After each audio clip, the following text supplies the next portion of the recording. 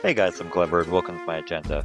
With Planet Zoo 2 just around the corner, I thought now would be the perfect time to finally start sharing some of my builds with all of you.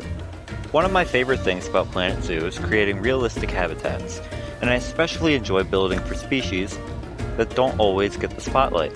So instead of committing to one massive zoo, I'm going to be building a variety of habitats, challenging myself with animals I've never worked with before. And to kick things off, we're starting with one of my favorite animals, the black-tailed prairie dog. They may not be the biggest attraction in the world, but I think they're the perfect animal to start this journey with. So let's see what we can create. Now we begin the process of building. We're going to begin by taking a recolored piece of limestone and copying it around to act as a border for the enclosure. This will keep the prairie dogs in and the guests out. That's just how we like it. Now we're going to copy this piece until it hits the back of the terrain. Now that it's at the back of the terrain, we will copy it upwards. Copying it up helps keep the prairie dogs in the back of the enclosure.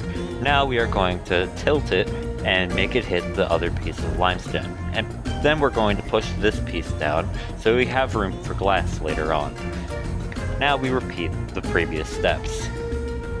While we complete the previous steps, if you are enjoying the video so far, please consider joining the Discord and or leaving a like and subscribing. Helps the channel out a lot. Now, this is looking pretty good if I do say so myself. Now we position the glass panes just how we need them to be. This ensures guest visibility for the prairie dogs and acts as another barrier to keep them in. Containment is key. Now we work on the roof. The roof was pretty simple as it was just some grid pieces. You can make changes as you go. For example, with this building, I originally used painted bricks instead of the wood that I eventually settled with. I recolored the stained wood from the aquatic pack. Now we're going to add a foundation to the building. This will keep it steady, or at least make it look sturdy. Now we move on to my favorite little detail of the finished product. The decals. Whilst in the end it may be a small detail, but it's still very important that we get this right. That's why we use decals or the main base that helps sell that this is not new. It's somewhat low budget.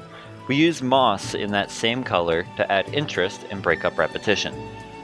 It is a well-known fact that prairie dogs dig, and that may make the walls dirty, which is why this is important to get right. It shows weatheredness to the enclosure and makes it look less new, which I have already touched on before. It's important that we don't leave a single bare spot. A bare spot may not look normal or right. Now this is looking nice. Let's move on to the next step. That next step being trims. Trims are quite important. While often overlooked, they are what makes a build that is on the grid go from good to great. Now we will continue on.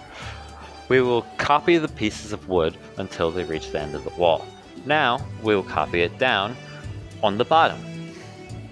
This will help separate the stone from the wood, overall making it look nicer and adding depth. We'll copy this up to the top as well, just to make it symmetrical. Symmetry looks nice. But do you know what else looks nice? The wood on all sides. We have to line this up perfectly. If it is not lined up perfectly, it will not look right. Putting the angle snap to 15 makes it pretty simple to do this, because then you know that it will be perfect. I most of the time have my angle snap on 15, even with foliage, which we will get to soon enough. Now we are going to do the front, because the front is just as important as the side. The reason I did that side is because that side is guest facing. A technique on this side that I regret not doing on the other side, and that is having move snap on. Having it on the lowest setting it can go, and then once I'm done with that, I go around doing it the same way as before. We are going to continue running it along until it is complete. Well, at least this part is anyway. Anyway, now we are going to copy it sideways.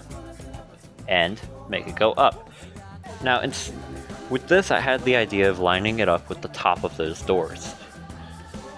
Those doors I did not make myself. I got them off the workshop. I can't remember who made them, but if I do, I'll mention it in the next video. But now we'll copy this piece up. It adds your depth. Now, as we have said before, guests are not as important as the prairie dogs themselves. So, the staff need a way in so they can feed them and monitor them, and overall make sure they're doing okay. It is important that we get the staff door just right, but a little up because I felt like I wanted to have a stair. The stair, not only it would look nice, but if Planet Zoo worked this way, the keepers could also use it.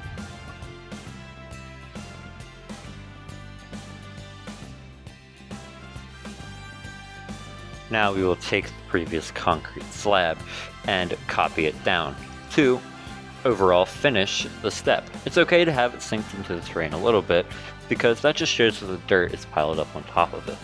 That may make it a little bit of a slipping hazard now that I think about it, but it's not real. It's a game. So, it's fine. But I'd say this is looking pretty good so far. Now we're going to go and copy the wood from earlier.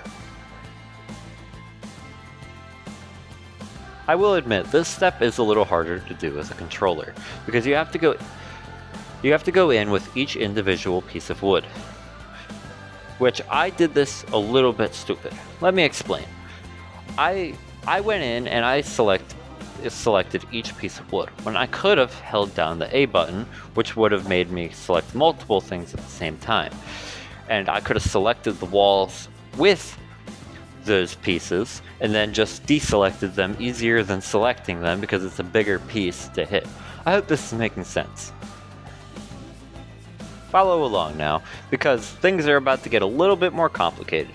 As we finish selecting it, we are going to go to the advanced duplicate and duplicate it to the other side.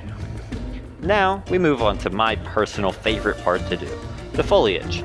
We're going to start with a layer of buffalo grass. Buffalo grass is a necessary plant for any enclosure, no matter the biome, no matter anything about it, because it looks nice. That's my motto with plants. If it looks nice, keep it in. Doesn't matter anything. Plants, I do it similar to how Caesar Creates does it. By that, I mean I keep putting in plants until I get a look that looks nice. You put both lush plants and arid plants into an enclosure that is temperate. It'll still look temperate. It'll just look like some of the plants are dying, which is natural. Now, we are almost done with the buffalo grass step. We are going to move from the small buffalo grass to the large buffalo grass. This will help cover more land, or area. And we can't forget to add different textures of it. Like I mentioned before, we gotta add some to make it look like the plants are dying a little bit. I'd say this is looking pretty good so far. As I have said before, we are going to add rock clusters. This is a very realistic step. You have to add this to help the prairie dogs have space to hide. Small rocks, big rocks, does not matter. It is just a cluster that you will copy around the enclosure. This is a very necessary step in my opinion. It eats away at the traversable area though. Even though it eats away at the traversable area, it still looks really good. Watch how easy this is. We'll sink one down here, and then we move on to the next area. The reason we are doing rocks so early in the process of foliage is we need a place to mark where plants will grow between. Plants will grow wherever they can, especially wild ones, such as how I do my planting. Most of the time I think of where plants would grow and where they would grow best. I use a variety of plants in different areas, such as dren grass, creosote bushes, and other plants. I use both the dry versions of these and the not dry versions. Now, just as important as the rock clusters or foliage is this stick pack by a graveyard. It is very good, and I use it all the time. I highly recommend it. It's on the console workshop. Now, we will put these sticks everywhere in the habitat. And by everywhere, I mean everywhere. From the back of the enclosure to the front of the enclosure. These are small animals, and I don't think they'll care very much having to walk over a stick or climb under it. If anything, it's extra enrichment. Once we're done with that, we will move on to trees. I didn't want any trees inside of the enclosure because I felt like that might make things a little clustered. Instead, I wanted to put a tree outside and put bushes. And by bushes, I sink it down and surround the parts that I don't want bushes with low plants such as ferns by the path. Now we move on to the enrichment for the animals. For this, I'm just using a log tunnel and a burrow. Thank you all for watching. I hope you enjoyed this prairie dog habitat. If you have any suggestions for animals you'd like to see me build for next, be sure to leave them down in the comments. I'd love for the community to help decide where this project goes next. Until next time, I'll see you all in the next one.